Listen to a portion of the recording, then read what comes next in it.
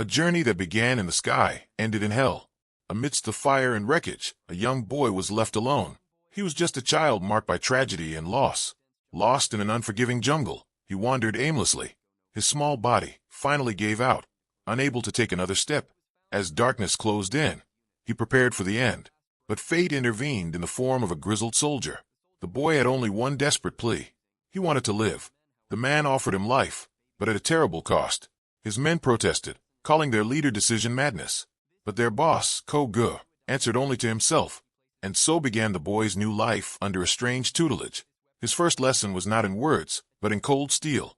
He was told this weapon would be his only family now. With nowhere else to turn, the boy accepted his new reality. Live by the gun, die by the gun. But first, lunch. A simple meal.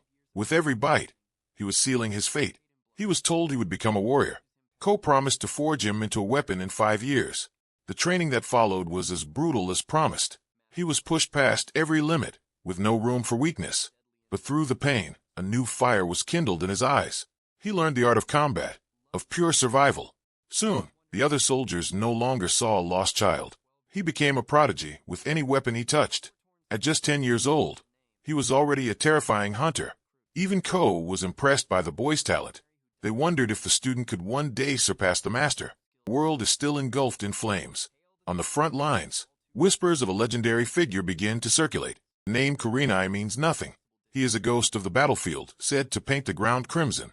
A master sniper whose skills border on the impossible. The recruit's disbelief is answered with a single fatal shot. Panic erupts as the squad realizes they are being hunted. From a distant rooftop, a lone figure watches over the chaos. Through his scope, he calmly selects his next target. One by one, the soldiers fall to an unseen enemy. The boy, now a man, has become death incarnate, with cold efficiency. He declares the mission complete. This is Kurenai, the prodigy forged by Kujo.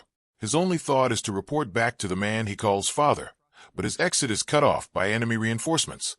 Unfazed, he draws a new weapon, ready for another round. The enemy charges forward, blind with rage and seeking revenge. Kurenai meets their fury with an unnerving calm. They laugh at his choice of weapon, a fatal miscalculation. He is about to give them a firearms lecture. Lesson 1, a revolver never jams. The first shot takes out the driver with perfect accuracy. Their vehicle flips. Lesson 2, its high-caliber rounds pack a serious punch. A single bullet tears through 2 of the remaining soldiers. He moves with the confidence of an apex predator. And Lesson 3, some say the weapon is divinely blessed. His final shot strikes a grenade on a soldier's belt. The entire squad is consumed in a fiery explosion. Kurenai receives his next mission, Japan. Kurenai's first guess is a political assassination. He runs through a list of potential high-value targets, but Ko calmly lights a cigar, letting him guess. His mission is not to kill, but to teach high school. Kurenai is understandably a little confused by the order. His mentor, however, is serious. Our boy tries to make sense of this new directive. He figures it must be a code for a secret kill mission. Nope, Ko clarifies he is literally going to be a teacher. Kurenai argues that his skills are for the battlefield. Ko frames it as infiltration, but there is a small problem. His foster father already has a solution in mind. Kurenai confirms he is fluent in 5 languages. Guess all those language drills finally paid off. The decision is final. His new identity is already prepared. He has 24 hours to leave the war zone behind. As the plane takes off, he questions his new role. The transition from soldier to civilian is already jarring. He feels this mission is more complex than any before. His next battlefield is a country at peace. Echizen, a name he must now live by. He leaves the world of fire and steel behind him. He arrives in Tokyo, a world away from the front lines. His first taste of Japan is a convenience store meal. But something about this new environment feels strange. He observes the simple joys of everyday life. It is a level of peace he has never known. What threat could possibly exist in a place like this? With lunch finished, it is time to head to the safe house. He arrives at the safe house, a modern Tokyo skyscraper. The apartment is more luxurious than any barracks he has known. His eyes scan for threats. Every shadow and corner is assessed with precision. Finding the room clear, he allows himself a moment's rest. But peace is a luxury he has never been afforded. An assassin emerges from the shadows, moving in for the kill, certain of his victory. But he fails to realize Kurenai is never caught off guard. His first counterattack is a bottle of mineral water. The assassin's blade is stopped by a fast block. Lesson 5. Always stay hydrated and always be ready to fight. The would-be killer is left stunned and bleeding, but he recovers quickly, readying his knife for another pass. He lunges with a flurry of strikes, aiming to overwhelm him. The blade comes within a hair's breadth of Kurenai's throat. With an acrobatic kick, he disarms his opponent in style. The attacker realizes he is not fighting a man, but a predator. A single precise strike to the throat ends the fight. Kurenai dryly notes that Japan is not as safe as advertised. The defeated man explains that safety like water is not free.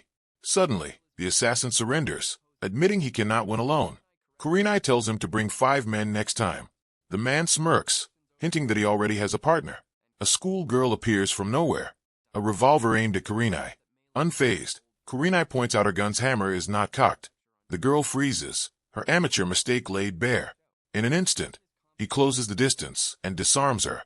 He gives her a quick lesson on how a revolver works. It seems these two are not assassins, but his new teammates. The man introduces himself as Ulfi, his partner for this mission, and the girl is Min, who will provide support as a student. Kurenai correctly deduces their clumsy attack was just a test. With the awkward hazing ritual over, they are officially a team. But Kurenai has one very pressing, very logical question for Min. He points out she looks a little old to be a high school student. She also reminds him to take his shoes off indoors. Welcome to Japan. Ulfi finds the whole exchange hilarious, having seen this coming. Min insists her youthful glow is more than enough to fool everyone. Her partner, however, is quick to bring her back to reality. As his new support team bickers, Kurenai remains the stoic center. He calmly accepts their help, admitting his ignorance of local customs. Now it is time for the actual mission briefing.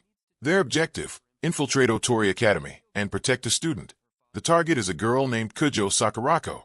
Kurenai questions the need for such high-level protection for a teenager, but he is told she is far from an ordinary high school girl. She is the daughter of the president of a massive military corporation.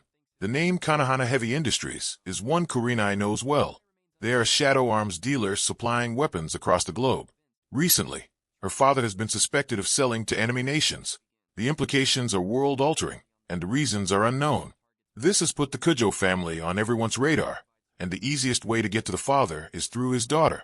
A grim visual suggests the terrible fate that awaits her if they fail. The mission is not just protection. They want him to get close to her. Kurenai understands the goal: get proof of illegal arms deals, but he immediately declares himself the wrong man for that job. His reason: he is a soldier, not a charmer with zero experience in romance. Ulfi laments the waste of Kurenai's natural talents. Min, meanwhile, is confident his good looks will handle the mission. Kurenai logically dismisses this, but files it away for consideration. The next morning, it is time to put the plan into action. He boards the 821M bus, knowing his target is already on board. His support team, Ulfi and Min, monitors from a nearby car. Kurenai is immediately struck by how crowded public transport is. He finds the patience of the Japanese commuters almost unnerving. Through the crowd, he finally lays eyes on his principal, Kujo Sakurako. This is the girl he must protect at all costs. The first step is to shadow her and learn her daily routine. He confirms her travel patterns, just as the intel suggested. His team watches on, ready to provide backup if needed. He keeps a close watch on Sakurako, assessing any potential threats. The bus continues on its route through the city. As the vehicle sways, Sakurako appears increasingly uncomfortable. Kurenai diagnoses her with a fever because social cues are harder than defusing a bomb. He moves closer, preparing to offer some misguided first aid. His team frantically explains that she is not sick, just flustered. But the true source of her distress is hidden in the crowd. A man is taking advantage of the packed bus to harass her. Sakurako is trapped, unable to escape the unwanted attention. Min furiously clarifies the situation over the comms. This is his first test as a bodyguard. The predator believes his actions have gone unnoticed. Sakurako sends out a silent, desperate plea for help. In a flash, Kurenai grabs the man's wrist, stopping him cold. He calmly applies pressure, reminding the man of the law. Sakurako looks up, shocked and relieved by her sudden rescue. She offers a shy thank you, which Kurenai brushes off as nothing, but he warns her that on the battlefield she must fight alone. His team cringes at his complete lack of bedside manner. The bus pulls away, and the harasser is ejected onto the street. He scrambles away, cursing the man who intervened, but Kurenai is not finished. He gives chase with the speed of a trained predator. Sakurako can only watch in disbelief from the bus window. He corners the man in an alley, offering a simple warning. The man's bravado quickly melts into pure terror. He pulls out a stun gun. In a last desperate act of defiance, Kurenai charges forward, unfazed by the weapon. He effortlessly seizes control of the man's arm. A single decisive move ends the pathetic confrontation. His eyes are cold, his expression unchanged. Just another day at the office. He reports the situation to Ulfi. The target neutralized. His handler reminds him this is an undercover mission, not a public brawl. Kurenai retorts that his only skills are destruction and assassination. His team sighs, realizing they will just have to make this work. Kurenai finally arrives at his destination, Otori Academy. He reports his arrival precise and professional as always, but his team points out a critical flaw. He is late. He is told to apologize to the principal, which raises a new question. Min helpfully translates, "A principal is like a colonel." The word colonel instantly commands Kurenai's respect. He finds the office of this high-ranking commander. A voice from within grants him permission to enter. The principal, an elderly man, has been waiting for him. Kurenai sizes up the man he believes to be a military legend. Kurenai analyzes the man, finding no hint of a threat. The principal offers a compliment, but Intel says his only skill is bonsai. Bonsai, a word with no place in his tactical vocabulary. Suddenly, the old man moves with surprising speed. Kurenai's instincts take over, his hand flying to his weapon. His team screams over the comms, begging him not to shoot. But the principal's weapon is a simple piece of paper. Kurenai is left completely baffled by the exchange. The colonel hands him a standard Japanese business card. Min frantically coaches him on proper civilian etiquette. He accepts the card like it is a top-secret mission file. The principal introduces himself, and Kurenai snaps into a salute. He holds the pose with the gravity of a soldier reporting for duty. Kurenai is moved by this colonel's mercy, a concept foreign to him. The principal then mentions a police report about a student. Kurenai proudly takes credit for neutralizing the threat. He is assigned to Class 2B and accepts with a hearty, "Roger, Colonel." The principal is understandably a little confused. Kurenai quickly corrects himself, still shouting like he is on a parade ground. From a remote location, his team monitors his every move. Ulfi sighs, confirming Kurenai is only armed with his revolver. Kurenai strides down the hall, a predator in a suit. He confirms he left the explosives and assault rifles at home. How considerate. He finally arrives at his destination, Classroom 2B. Min, already undercover, tells him to enter. She gives him one last piece of advice. Try to act normal. He steels himself at the door, ready for his next mission. Echizen Shota, the new teacher, makes his grand entrance. The boys in the class are immediately disappointed. The girls, however, have a very different reaction. He stands before the class, a soldier in a teacher's uniform. The girls are immediately captivated, bombarding him with questions. The boys, however, are less than thrilled with the new competition. Min notes his instant popularity, but her focus is on the target. Sakurako recalls his heroic intervention, a blush creeping onto her face. Min informs him over the comms that he has just triggered a love flag, a term that has absolutely no place in his tactical dictionary. The homeroom teacher prompts him to begin his official introduction. He introduces himself, holding the chalk like a battlefield cigar. His fluency in 5 languages only deepens their admiration. The male student's jealousy reaches a new comical peak. One student in particular seems to be taking this very personally. The teacher asks a simple follow-up question about his hobbies. His answer, sniping and weightlifting. With that, his efficient introduction is complete. Another student seethes, bitter about the double standard. In a fit of rage, he launches a projectile at the new teacher. But Kurenai's reflexes are not of this world. The student is left utterly speechless by the impossible catch. Kurenai calmly inspects the crumpled piece of paper. He disposes of the threat with practiced ease. The class wonders if their new teacher is secretly a ninja. Kurenai thinks to himself, not a ninja, but a mercenary. And as Min knows, he is one of the best in the world. His support team debates his unique methods. His next destination is the teacher staff room, but it seems his fan club has already tracked him down. Even Sakurako has come looking for him, textbook in hand. Milan reports that the target is seeking him out, but he has vanished. Suddenly, Ulfi's voice comes over the comms with an urgent warning. Ulfi's warning is about a student falling from the 3rd floor. The impact is brutal. A life cut tragically short. The girl is a student named Fuse, and her partner, a blonde student, is also on the move. Kurenai finds himself face to face with the jealous student from class. The boy claims to have information about Sakurako, but it is a trap, and Kurenai is unimpressed with his form. The student proudly declares himself the star of the Go-Home Club, a term that once again has no place in Kurenai's tactical dictionary. Kurenai asks for a logical reason for the hostility. The reason, as it turns out, is simple jealousy. Kurenai tries to de-escalate, stating he is not here to play games, but the student clarifies this is not a game. It is an assault. Kurenai effortlessly dodges, offering combat advice mid-swing. He points out the critical flaws in his opponent's technique. He brings the heavy bat down with all his might, but Kurenai moves with a speed the boy cannot comprehend. The student's shock is met with a cold, predatory gaze. A single perfectly placed strike ends the confrontation. A drone captures the entire exchange. With the threat neutralized, Kurenai declares the game over. His team can only watch in disbelief at his methods. Kurenai, however, considers it a successful educational guidance session. His teammates are clearly not on the same page. He then proceeds to carry the student through the halls, like a sack of potatoes. The student body can only stare and whisper at the bizarre sight. Men finds the whole situation hilarious. His fan club, meanwhile, seems to be growing by the second. He delivers the problem student to the nurse's office for processing. The team gathers around the neutralized student in the nurse's office. Milan is understandably losing her mind over his methods, remains unbothered by the situation. He is just feeling nostalgic for his own brand of educational guidance. But word of the incident is already spreading through the school.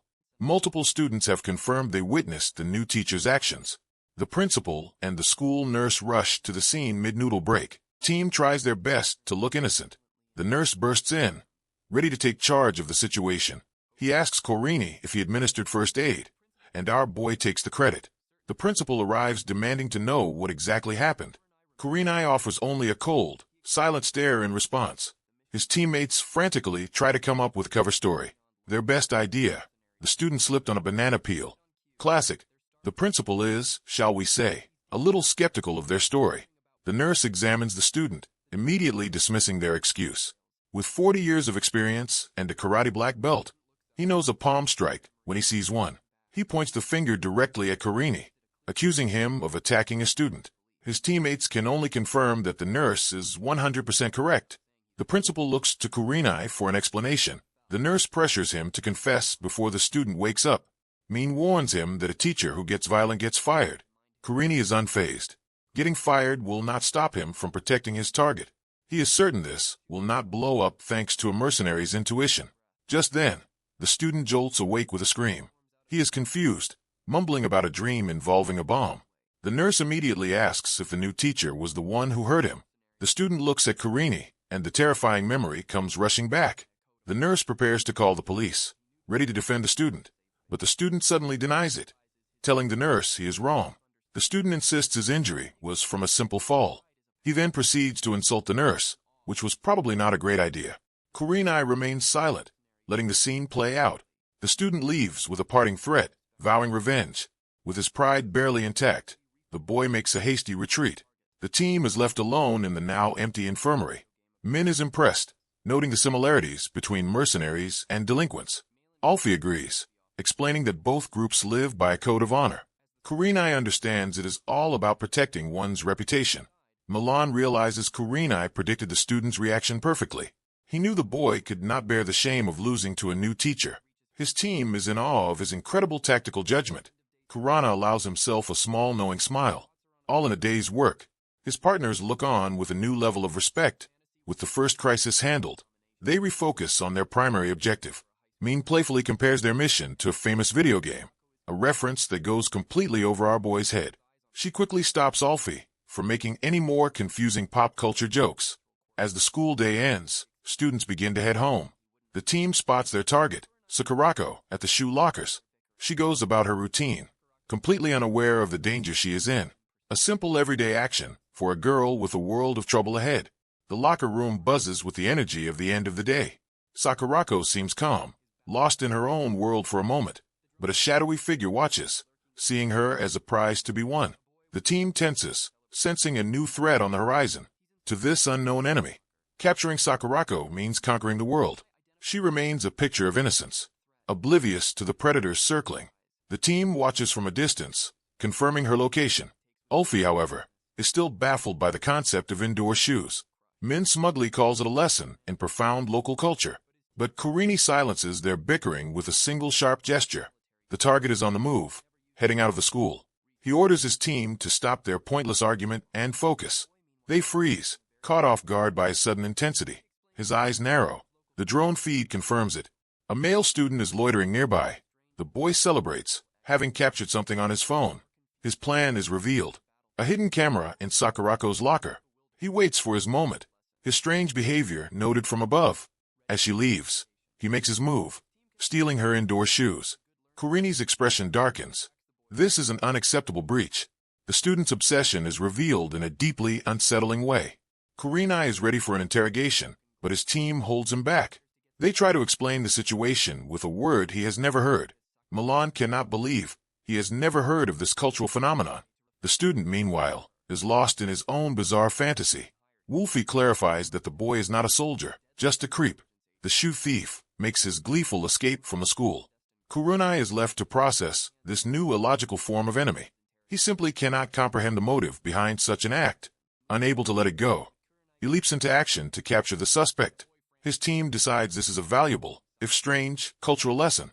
The chase leads to an abandoned construction site. Soon, the student finds himself a guest at Kurenai's interrogation. Kurenai calmly picks up a makeshift interrogation tool. He approaches his captive, ready to get some answers. With a swift motion, he confirms the student's identity. The bag is ripped away, revealing a face frozen in terror. Kurenai demands to know what organization he works for. He runs through a list of the world's deadliest intelligence agencies. He is not just guessing. He has faced them all on the battlefield.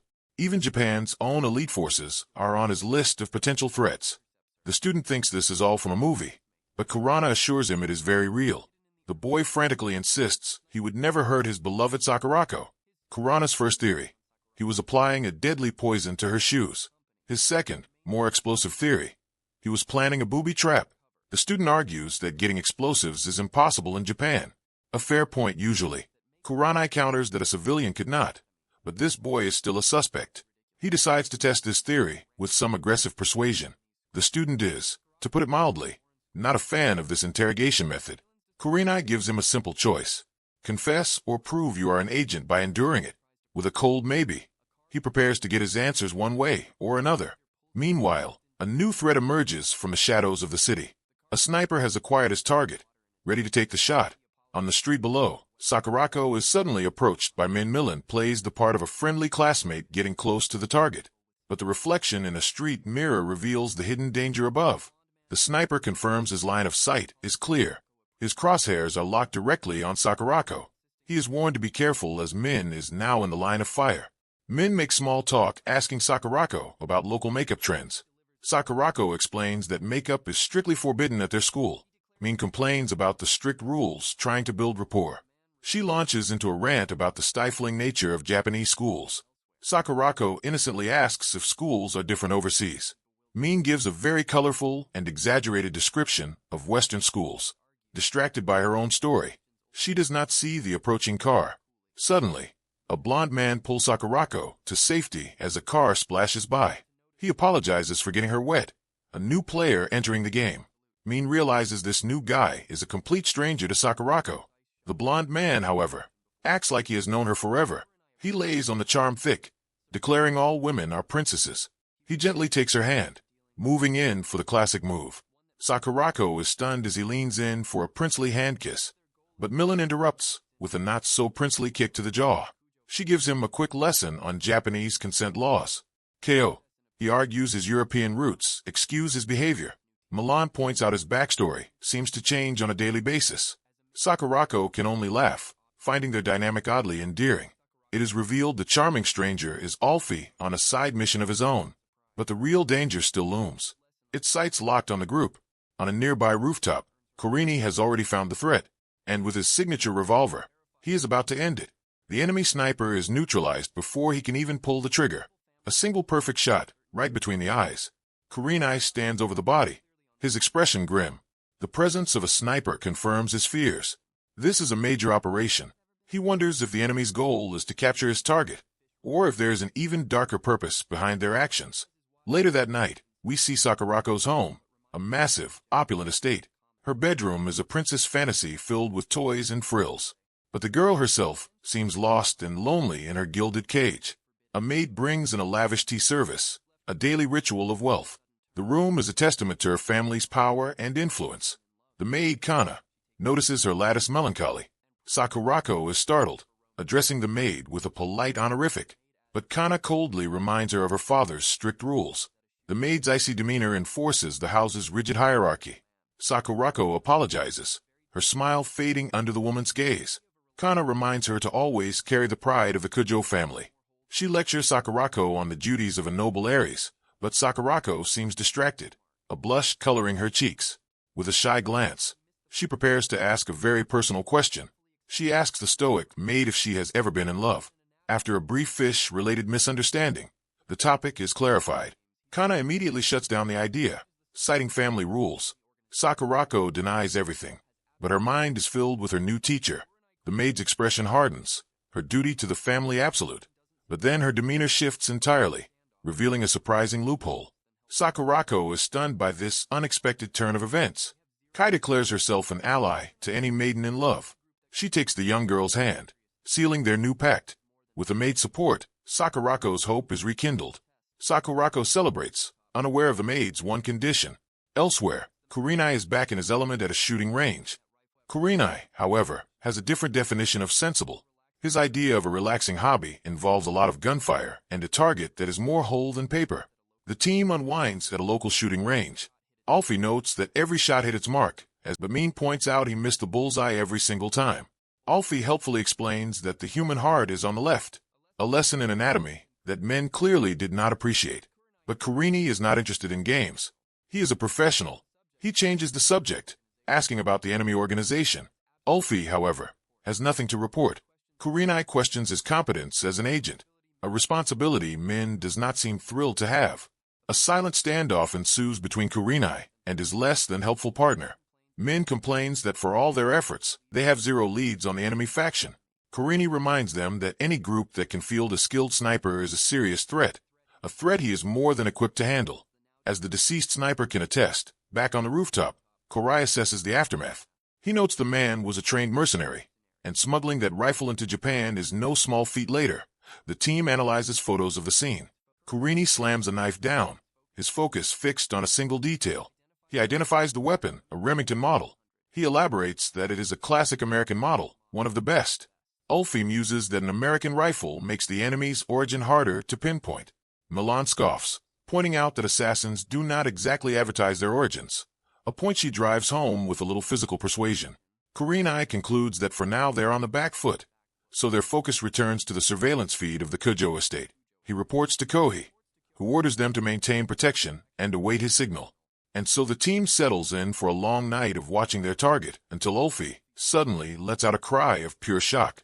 As the camera feed captures a very private moment, Ulfi points out that their target is getting changed, a moment that is definitely not part of the mission briefing. Sakurako remains unaware of her audience.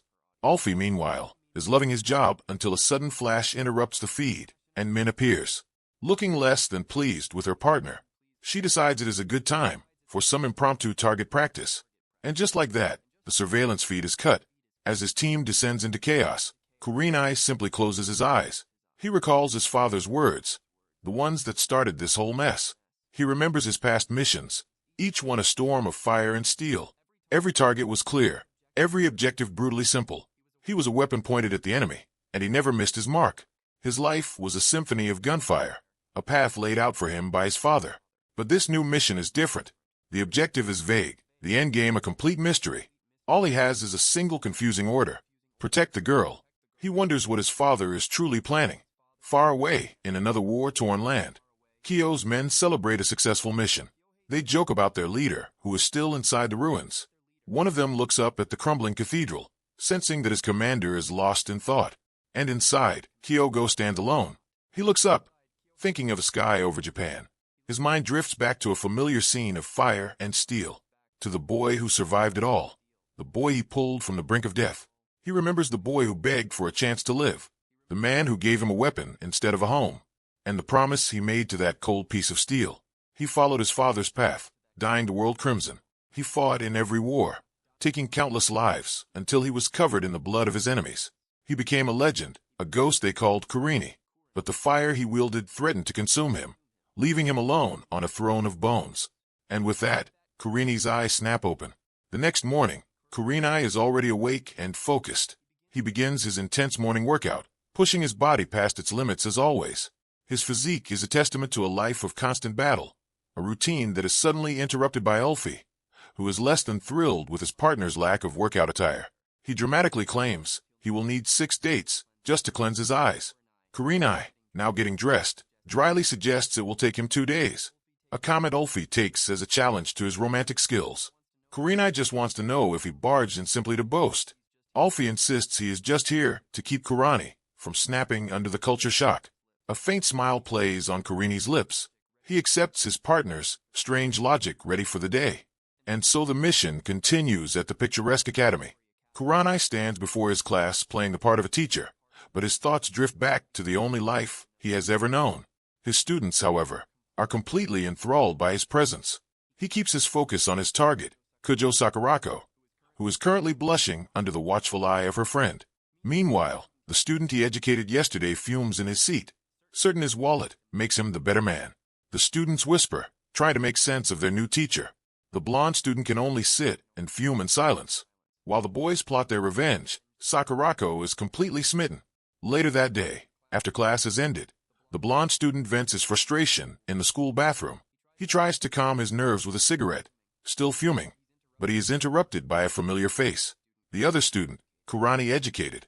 The boy offers his support, claiming they are on the same side, an offer the blonde student scoffs at, pointing out he has no friends, a fact the boy happily admits, completely unbothered. The curly-haired student boasts about his father's wealth. He proposes they combine their resources to hire thugs and teach their new teacher a permanent lesson. The blonde student takes a drag from his cigarette, considering the offer. He agrees, sealing their petty little alliance. And just like that, a group of local delinquents get the call. An entire gang is mobilized, ready for a fight. Meanwhile, Kurenai dismisses his class, completely unaware. The school day ends, and the students of Ori Academy head home. Among them is Sakurako, shining like a beacon in the crowd. The other students cannot help but admire her, calling her an angel. And from above, the team's drone keeps a watchful eye. Inside the van, Min notes how beautiful their target is, a comment that Ulfi immediately uses to tease her about her age. But Min is more concerned with Sakurako's lack of caution. She points out that for someone on a terrorist hit list, she is awfully relaxed. Ulfi reminds her that is exactly why they are here. You know, for the paycheck. Min explains the school's policy of forcing rich kids to blend in, a way to teach them about the lives of normal people.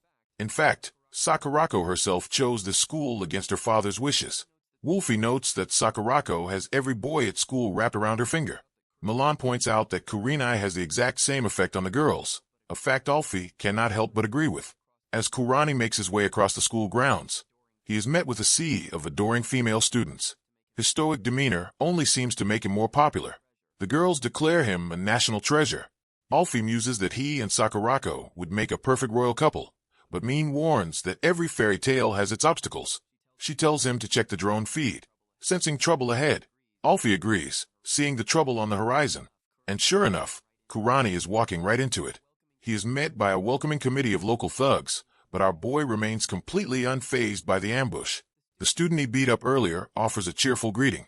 Kurenai's calm reply only enrages the blonde student further. He is completely surrounded by the hired muscle.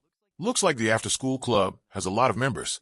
His team watches the whole scene unfold on their monitor. Ulfi notes that the student was smart enough to bring backup, but Min senses the real problem lies elsewhere. Ulfi smugly notes that a legend does not care about the numbers as the drone continues its surveillance from above. Kurenai offers to take this training session somewhere more private. The blonde student agrees, not wanting to attract police attention. They relocate to a secluded riverbank far from prying eyes, where Kurenai is now surrounded by the entire gang. The student laughs, confident that 20 against 1 is a sure win. But Kurenai stands his ground, completely unfazed by the threat. The student offers him one last chance to beg for mercy. Kurenai calmly replies that as their teacher, he would prefer not to hurt them. The student and his hired thugs erupt in laughter, but his amusement quickly turns to pure rage. He gives the order, and the entire gang charges forward. but Kurenai moves like a phantom through their ranks. A single kick sends one of the thugs flying. He dodges every clumsy attack with practiced ease.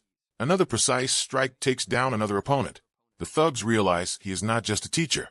He is a monster forged in the very fires of war. And this lesson is about to be paid in pain. He moves through them like a storm, each blow precise and disabling. In seconds, the riverbank is littered with unconscious thugs. The remaining few realize this was not the easy payday they were promised. Enraged, the student screams, "A new brilliant plan. Run him over." One of the thugs revs his engine, charging forward on a motorcycle. But Kurenai's expression does not even flicker. The bike barrels towards him at full speed, but Kurenai leaps onto the vehicle in a blur, shocking the driver. A single powerful kick ends the charge instantly. The drone captures the aftermath of the one-sided battle. His team watches the entire lesson unfold from the van. Kurenai calmly notes the motorcycle's impressive durability. A cold, calculating look settles on his face. The student orders his last few men to charge forward. Kurenai muses that these thugs have clearly gone soft. He revs the engine, aiming directly for the student. The boy can only scream, frozen in pure panic. Kurenai's eyes burn with a terrifying intensity. He brings the bike to a screeching halt, stopping just inches from the student's horrified face. Kurenai calmly tells the boy he should be thankful for the bike safety features. He then asks if the student is ready for the next part of the lesson. The remaining thugs can only stare in terror, awaiting his answer. The entire gang has been single-handedly dismantled by one man. The students hired help quickly decides this is not worth the paycheck. And with that, they make a strategic retreat back to school. The blonde student screams after his cowardly new friends, feeling utterly betrayed, who remind him that he did not do much fighting himself. His last remaining allies try to talk some sense into him, suggesting they surrender. But the student can only grit his teeth in pure humiliated rage. The student's humiliation boils over into pure rage. He accuses Kurenai of being a sadist, but our boy is just confused. Kurenai asks him to clarify his ridiculous proposal. The student proposes a final idiotic test of courage, a classic game of chicken where the first to break is the loser. Back in the van, his team is understandably freaking out. Min begs him not to accept this stupid challenge, but Kuri calmly confirms he is going to do it. Min argues that he could die, but his mind is already made up. Kurenai accepts the challenge, his eyes glowing with cold resolve. He cuts off his comms, ignoring Malin's frantic protests.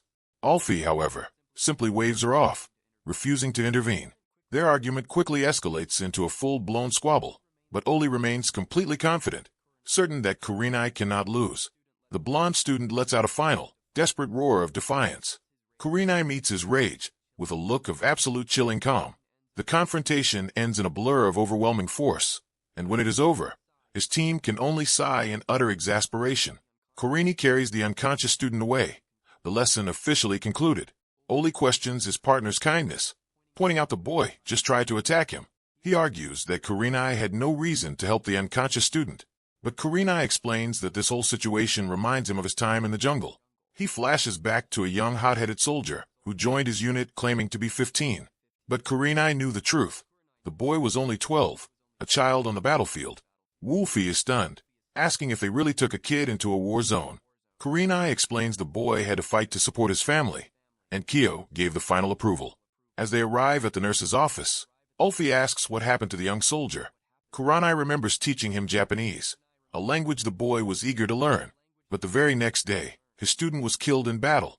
Kurenai explains the student's reckless pride reminds him of that boy, a memory of holding the young soldier in his final moments, and for some reason, he cannot bring himself to abandon this one.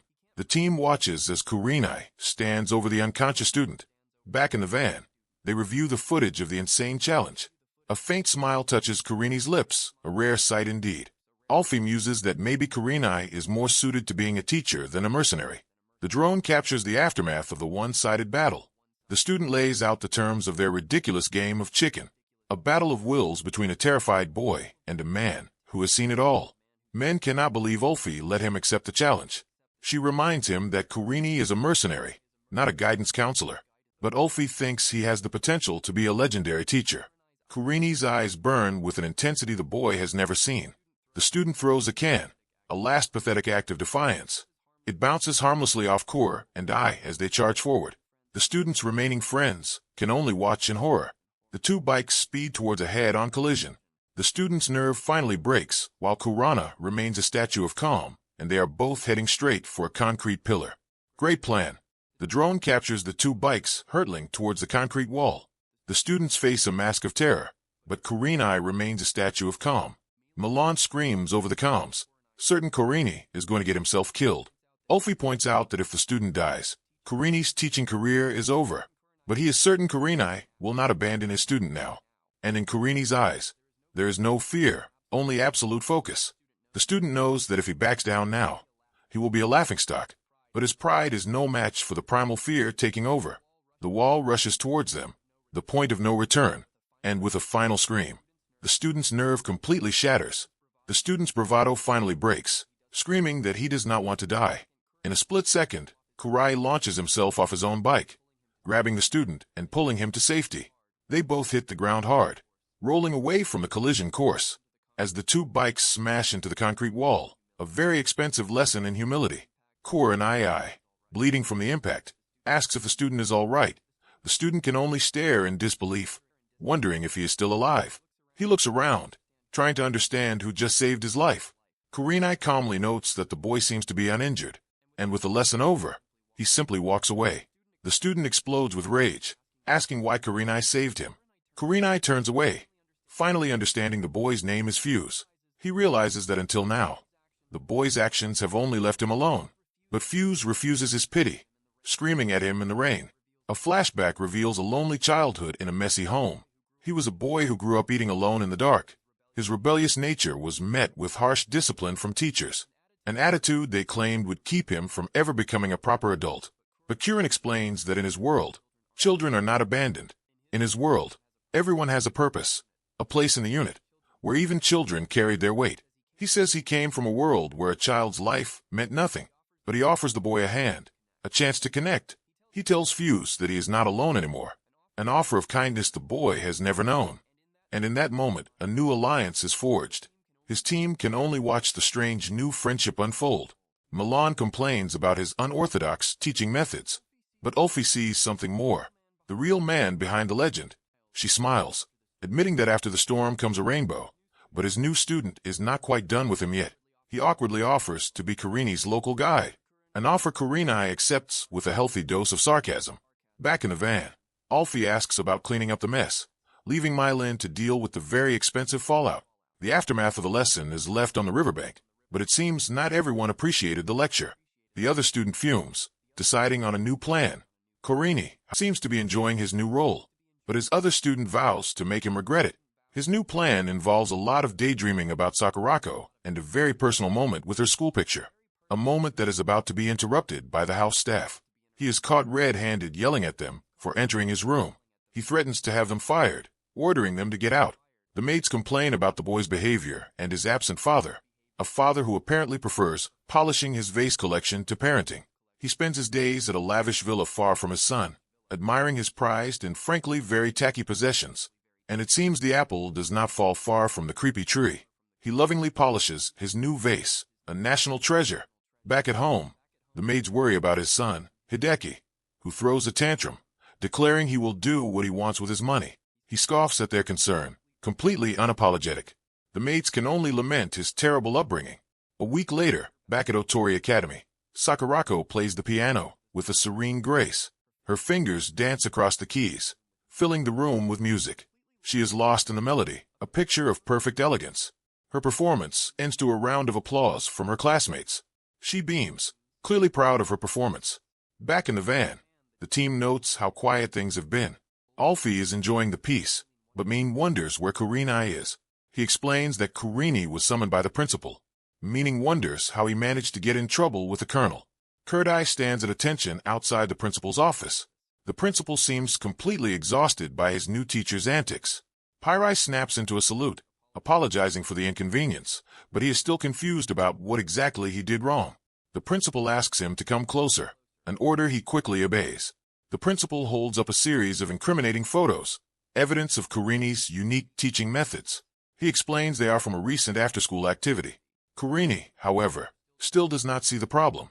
The principal panics, explaining the photos were sent to the PDA, a term Kurenai mistakes for a rival intelligence agency. but the principal clarifies it is the Parent-Teacher Association. Kurenai seems unimpressed by this new, less lethal organization, but the old man warns him not to underestimate their power. He declares that at this school, the PTA is the true authority. Kurenai cannot believe an organization holds more power than the school's commander. The principal warns him that the PTA's chairwoman is especially dangerous. She is the wife of a powerful prefectural assemblyman. The principal explains that in this world, politicians hold all the cards, a concept Kurenai struggles to grasp in this so-called democracy. The PTA has threatened to leak the photos if Kurenai is not fired immediately. Kurenai asks for a solution, knowing this could jeopardize his mission. The principal notes that Fuse would not have sent these photos, leading Kurenai to a single chilling conclusion. There's a third party operating in the shadows. Kurenai stands in silence, processing this new information. The principal is stunned when Kurenai suddenly tells him not to worry. He vows to hunt down this hidden mastermind pulling the strings. And that's a wrap for today's recap, but trust me, there's so much more to come.